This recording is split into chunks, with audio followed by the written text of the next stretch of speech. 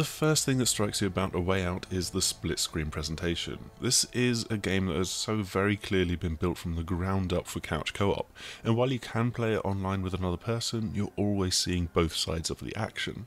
However you want to play it, you will need another person alongside you because there's no AI, and so it's great that the game supports the free Friends Pass version of the game as well, so that someone can join you online if you buy it without having to pay. This co-op play is the key hook for the game, but does it have the story and the gameplay to back it up? What's fascinating is how the presentation shifts back and forth, drawing focus to certain plot beats in one part of the screen, but generally allowing the other player to carry on doing what they want to on the other, potentially even messing around in the background to humorous effect. For most scenes there's an even vertical split down the middle, but that can change to horizontal for certain action scenes where it fits better, or it can shrink one side and grow the other, sweep across so that there's just one viewpoint being shown, and so on. One excellent chase sequence seamlessly switches from one character to the next in a single flowing camera shot that passes through doorways, vents and corridors, effortlessly passing control from one player to the other. So many of these shots show off Joseph Fares' cinematic flair, and it's very well done across the board, but it also leads to an interesting design problem. It's easy to be distracted by what's going on in the other side of the screen, but at the same time it's also very easy to miss out on parts of the story and world because you're focusing on what you're doing and not the story at that point. Both players can strike up conversations with NPCs at the same time, and so the game ducks the audio of one conversation under the other. Thankfully, it does this with subtitles on by default. However, sometimes it chooses the less important conversation, or doesn't honour which conversation was started first. But either way, keeping track of two conversations at once is difficult. Ultimately, it's the right design choice to let this happen, and it's down to you and your co-op buddy to decide whether you want to barrel ahead and do your own thing a bit, or take it in turns and soak in the world as much as possible. Playing as two convicted criminals, Vincent and Leo are two strong and contrasting characters, with Leo all rash decisions and violence, but with a charming simplicity and acceptance to his worldview, while Vincent tends to approach a situation much more cautiously to avoid conflict, but then isn't afraid to hold back on throwing a few punches when he needs to. They find themselves almost forced together as Vincent is placed in the cell adjacent and happens to be in the right place at the right time to help Leo out of a few fights. It's from here that they hatch their escape plan, piece by piece. It's a pretty classic prison escape setup in that regard, and so too is the conveniently shared desire for revenge on someone on the outside that has managed to do both men wrong. Escaping prison is just the first part of the story, seeing the pair going on the run, reconnecting with their families, and pulling favours from acquaintances on their revenge trip. There's a great amount of variety to be found through the game's 7 to 8 hours, with Hazelight always trying to find a new slant to put on a scenario, whether it's in how it's presented with unique camera angles and viewpoints, or what they ask you to do.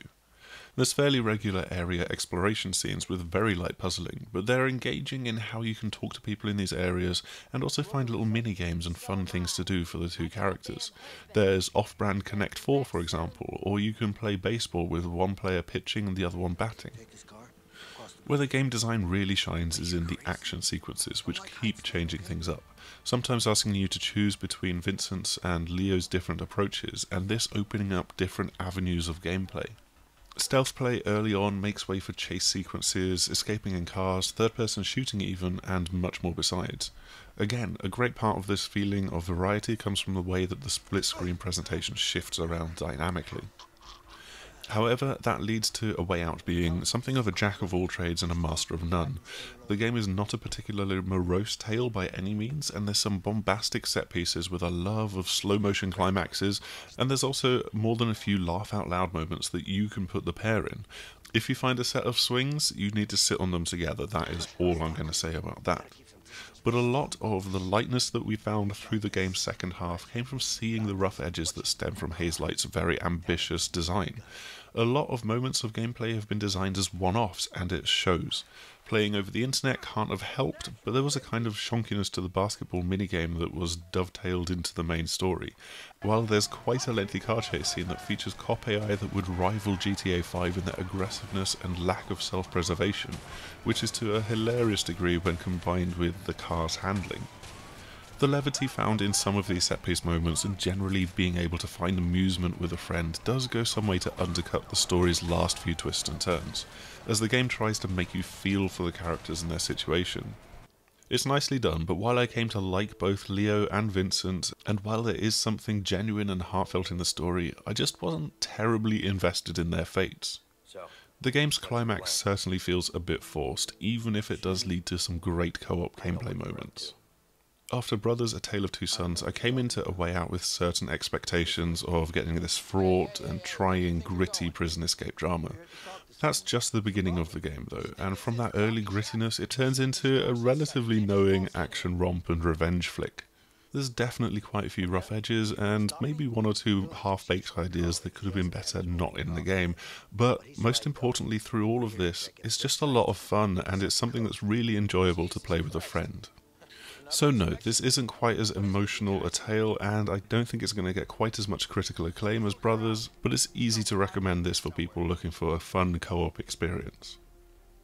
Thanks for checking out our video review, and I hope that you found this informative and useful.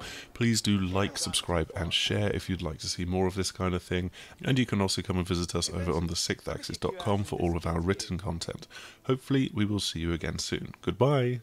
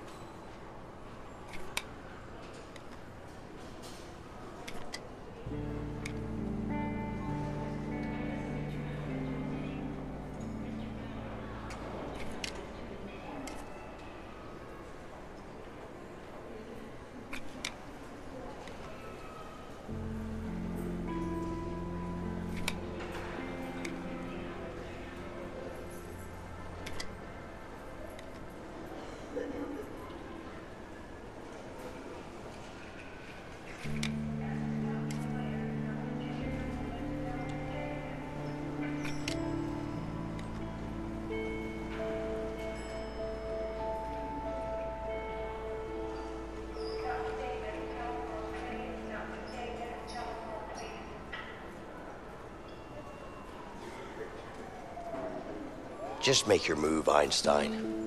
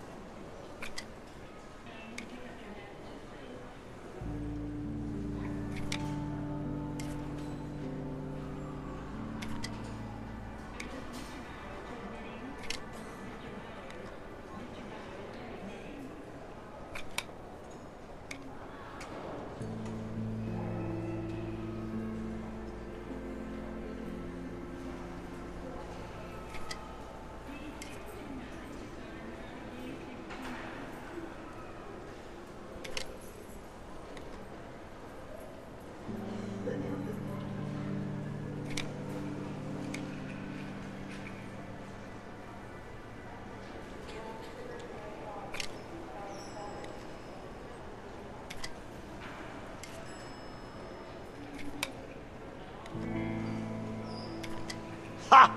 Suck it, loser. Bet you didn't see that one coming. Yeah, right.